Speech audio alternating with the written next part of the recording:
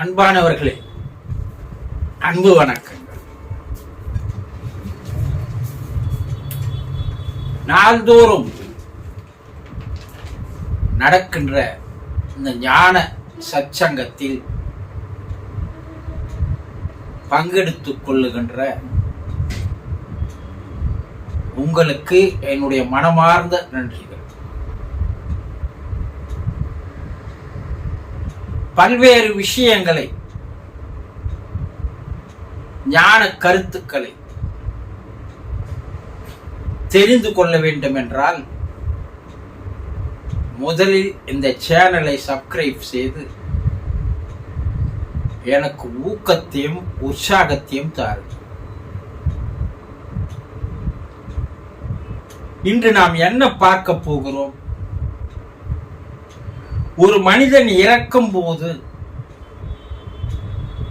அந்த இறப்பின் கடைசி நேரங்களில், நிமிடங்களில், மணித்துளிகளில் அவன் உடலில் இருந்து உயிரானது எப்படி வெளியே பிரிந்து செல்கிறது? ஒரு மனிதன் இறந்துட்டான், செத்துட்டான், மரணம் அடைந்து விட்டார் என்றெல்லாம் சொல்றோம். மற்றவங்க சொல்றத கேட்கிறோம் இல்லையா? ஆனா அந்த இறப்பு நடக்கின்ற நிகழ்வுகள், அதனுடைய செயல்கள் எப்படி இருக்கும் என்பது இதுவரைக்கும் தெரிந்து கொண்டிருக்கிறீர்களா? அவர் இறந்துட்டாருங்க, செத்துட்டாருங்க என்ன சொல்றீங்க? அந்த இறப்பினுடைய உடலில் இருந்து எது வெளியேறினால் இறந்துட்டார்னு சொல்றோம்? உயிர் போகிவிட்டது, போயிடுச்சு, உயிர் போயிடுச்சுங்க சொல்றோம் இல்லையா? அப்போ இதை தெரிந்து கொள்வதுதான் ஒரு உயர் ஞானம். பிறப்பினுடைய ரகசியங்களையும் இறப்பினுடைய ரகசியங்களையும் புரிந்து கொள்வதுதான் ஒரு மெய்ஞானியினுடைய ஒரு அம்சமாகும். அப்ப அந்த உடம்பில் இருந்து உயிரானது எப்படி வெளியேறி போகிறது? மருத்துவர்கள் என்ன சொல்றாங்க? அவருடைய நாடி நின்று விட்டது, சுவாசம் நின்று விட்டது, உடல் குளிர்ச்சி தன்மை வந்து விட்டது, அதனால் அவர் இறந்து விட்டார் என்று சொல்கிறார்கள். உயிர் போயிடுச்சுங்க.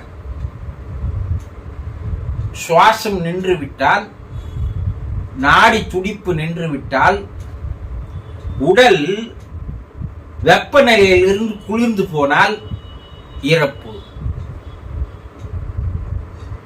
கண்களினுடைய பாப்பா, உள்ளே இருக்கின்ற அந்த பாப்பா அசைவு இல்லாமல் இருந்தாலும் இறப்பு மருத்துவர்கள் கூறுவது.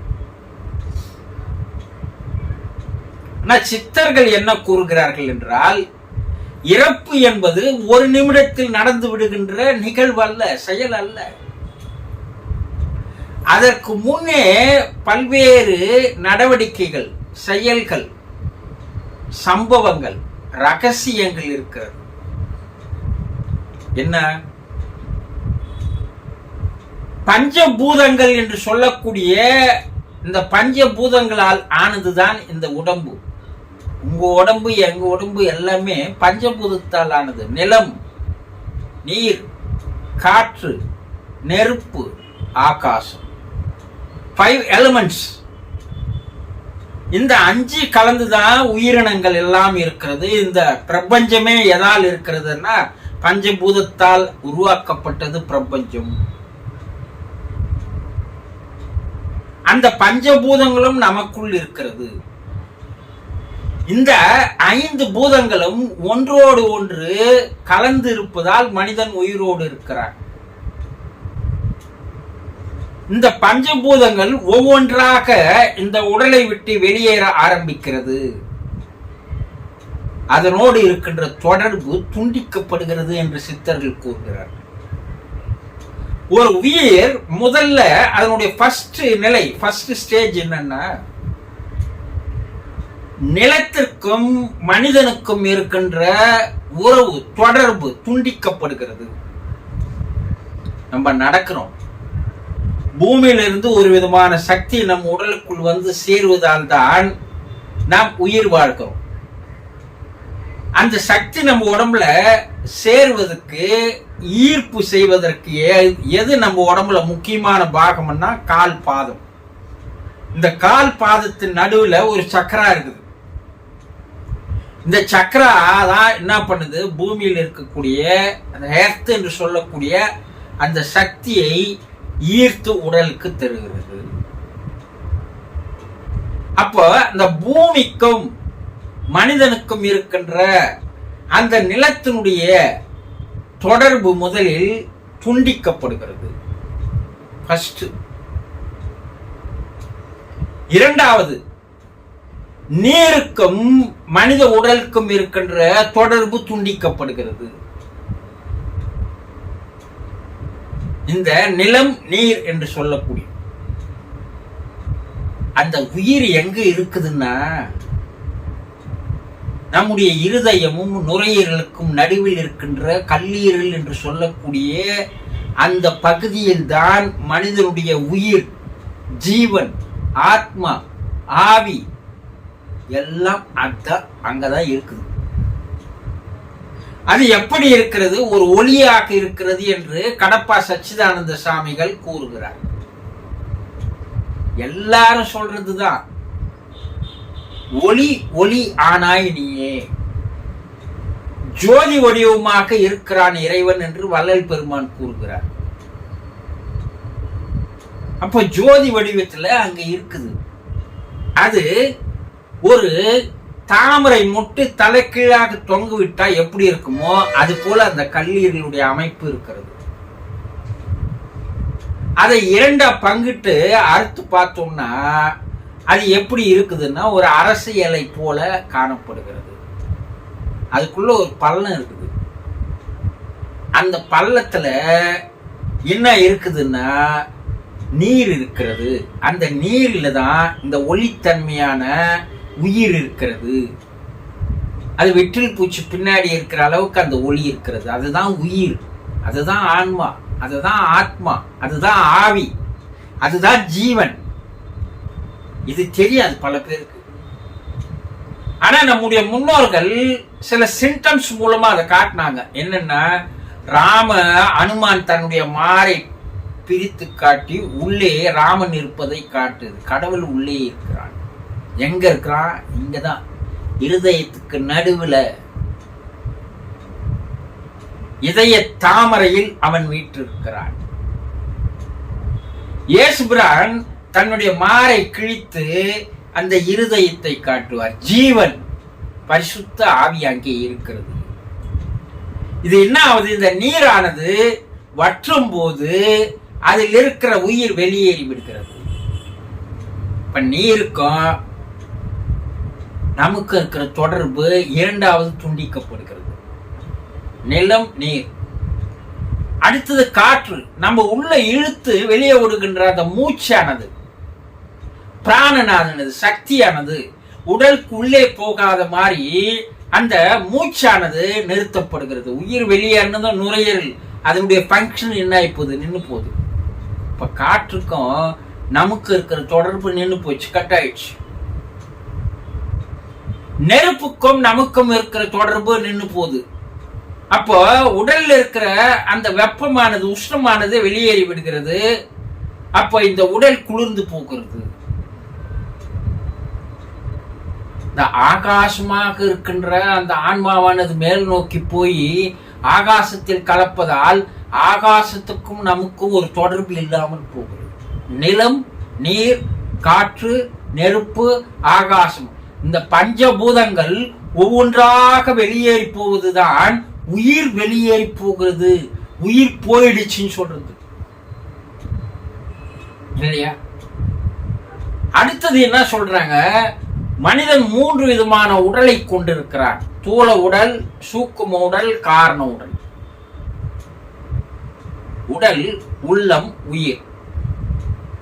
இந்த சூக்கும உடலும் காரண உடலும் இந்த தூள உடலும் ஒன்றோடு ஒன்று கனெக்ட் செய்யப்பட்டிருக்கிறது, இணைக்கப்பட்டிருக்கிறது. அப்பதான் உயிரோடு அவன் இருக்கிறான். இந்த சூக்கும உடலும் காரண உடலும் மனமும் ஆன்மாவும் ஒன்றாக சேர்ந்து வெளியேறி விடுவதால் இந்த தூள உடல் இறந்து போகிறது, செத்து போகிறது, சடமாகிறது, சவமாக மாறுகிறது. இதுதான். மேலும் இன்னும் ஆழ்ந்து போறாங்க சித்தர் பெருமக்கள். இத மருத்துவ ரீதியாக எல்லாம் மருத்துவர்களால் கூற முடியாது. உயிர் போயிடுச்சுங்க. மனிதன் உள்ளே இருக்கிற அந்த பிராண சக்தி இருக்கிறது, அந்த பிராணன் என்ற காற்று வாயுவானது உடலுக்குள்ள போய் 10ஆக பிரிந்து 10 உறுப்புகளை 10 செயல்பாடுகளை செய்கிறது. அது தச வாயு என்று சொல்லுவார்கள், தச காற்று என்று சொல்லுவார்கள், தச நாடி என்று சொல்லுவார்கள். தசன்னா 10.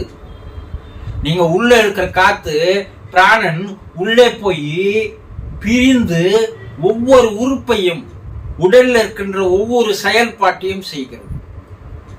இந்த பிராணன் இல்லைன்னா உடல்ல இருக்கிற உறுப்புகள் வேலை செய்யாது.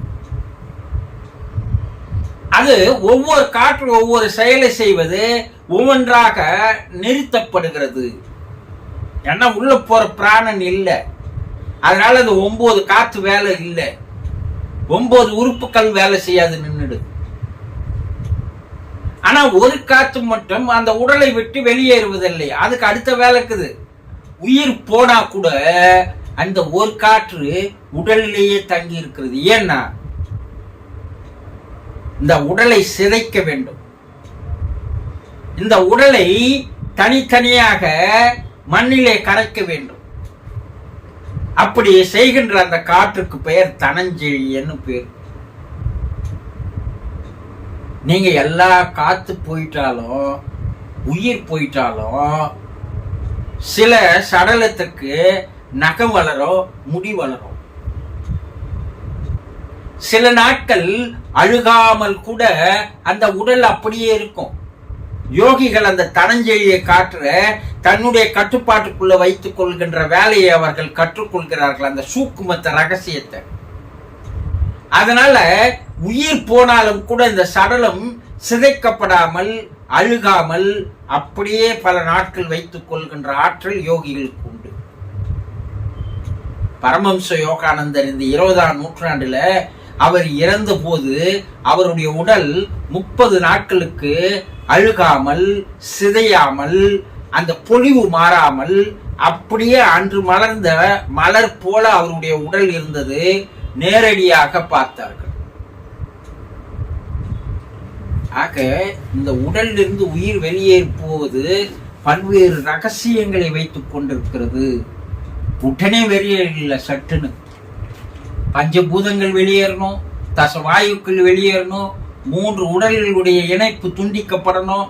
இதெல்லாம் நடந்தாதான் இந்த இறப்பதற்கு முன்னால் ஒரு 2-3 மணி நேரத்திற்குள் இந்த நிகழ்வுகள் எல்லாம் நடந்த பிற்பாடுதான் அந்த உயிர் வெளியே போகுமே தவிர சாதாரணமாக உடலிலிருந்து உயிர் வெளியே போவது இல்லை. இதையெல்லாம் நீங்கள் தெரிந்து கொள்வதுதான் உயர்நிலை ஞானமாகும். தெரிந்து கொண்டீர்களா? இந்த கருத்துக்களை எல்லாம் உங்கள் மனதில் ஆழமாக பதிவு செய்து கொள்ளுங்கள். ஏன்னா இதுதான் உங்களுடைய வாழ்க்கையை ஒரு தெளிவிற்கு கொண்டு வரும். வாழும் பொழுது சந்தோஷமாக வாழ்ந்தால் இறக்கும் போது சந்தோஷமாக இருக்கலாம். இந்த வாழ்க்கைக்கும் இறப்புக்கும் பெரிய தொடர்புகள் உண்டு. இதை பின்னால் வருகின்ற வீடியோக்களில் உங்களுக்கு தெரியப்படுத்துகிறேன். தொடர்ந்து பார்த்து வாருங்கள். உங்களுக்கு ஒரு ஞான சத்சங்கத்தில் நீங்கள் பங்கெடுத்துக் கொள்வது என்பது பெரும் பாக்கியம் பெற்றவர்களாக மாறுவீர்கள். சந்தோஷம்.